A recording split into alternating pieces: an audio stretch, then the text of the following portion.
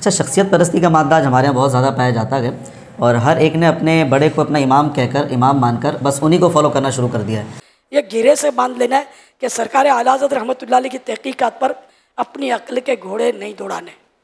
اور اگر کوئی گھوڑے دوڑانے والا ملے اس کے پیچھے جانا نہیں ہے۔ اور ایک کتنا ہی بڑا نام، اعلیٰ حضرت زندہ باد۔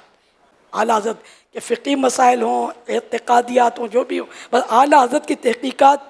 ہمارے لیے حرف آخر ہے، ہمارے لیے حرف آخر ہے۔ واقعی ہم تو اعلیٰ حضرت کی خیرات پر پل رہے ہیں، کم از کم میں تو اعلیٰ حضرت کے ٹکڑوں پر ہی جی رہا ہوں۔ سچی بات یہ ہے کہ اعلیٰ حضرت امام احمد رضا خان رحمۃ اللہ علیہ مجھے نہ سنبھالتے تو خدا جانے میں کہاں ہوتا۔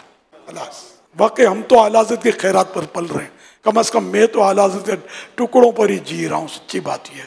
کہ اعلیٰ حضرت امام احمد رضا خان رحمۃ اللہ علیہ مجھے نہ سنبھالتے تو خدا جانے میں کہاں ہوتا۔ ہماری اسی لیے تو ان کی تحقیقات پر آنکھیں بند ہیں، اعلیٰ حضرت کی تحقیقات پر، کہ ہماری اسی لیے تو ان کی تحقیقات پر آنکھیں بند ہیں، اعلیٰ حضرت کی تحقیقات پر، کہ بہت زیادہ شخصیت پرستی ہو گئی ہے۔ ایک تو یہ کہ شخصیت پرستی کہ ہمارے دین میں اس طریقے سے ہے کہ جو آپ کا استاد ہے، پیر ہے، مرشد ہے، آپ اسی کو بڑا تسلیم کر لو۔ جیسے آج کل ہمارے یہاں بہت زیادہ شدت اس پر پائی جاتی ہے، بھائی فلاں پر آنکھیں بند۔ بالفرض میں بتا دیتا ہوں آپ کو، اعلیٰ حضرت کے نام سے یہ موسوم ہوتا ہے جملہ، بھائی اعلیٰ حضرت پر ہماری آنکھیں بند ہیں، انہوں نے کہا ہے، بس 100% یقینی ہے، بس اسی طریقے سے اللہ رسول کے بعد اس پر عمل کر لو، یہ غلط ہو ہی نہیں سکتی ہے۔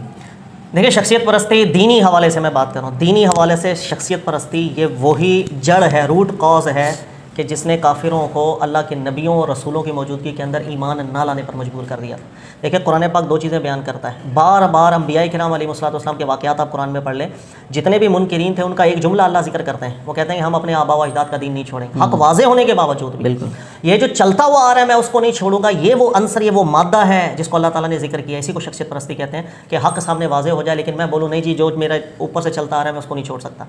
دوسری بات، اس کے مقابلے میں اللہ نے مسلمانوں کی جو تربیت کی ہے اس کو دیکھیں، آپ قرآن ذکر کرتا ہے قل ان کان آباؤکم وابناؤکم، آپ فرما دیجئے کہ اگر تمہارے آباء و اجداد، اگر تمہاری اولادیں، اگر تمہاری جان مال احب الیکم من اللہ، اللہ اور اس کے رسول صلی اللہ علیہ وسلم سے زیادہ عزیز ہو جائیں گے، اللہ تعالیٰ مسلمانوں کی اسی سے ممانعت فرما دیتے ہیں۔ یعنی مسلمانوں کو تربیت دے دی ہے کہ اللہ اور اس کے رسول پاک علیہ السلام کے مقابلے میں کسی کو ترجیح نہ دی جائے، آباء و اجداد میں سے بھی کوئی استاد پیر کسی کو نہیں۔ اس کے مقابلے میں کافروں کی صفت اللہ نے بیان کی ہے کہ وہ یہ حرکت کرتے تھے، حق کو جھٹلا دیتے تھے اپنے آباء و اجداد کے سامنے۔ تو شخصیت پرستی اصل میں یہی چیز ہے۔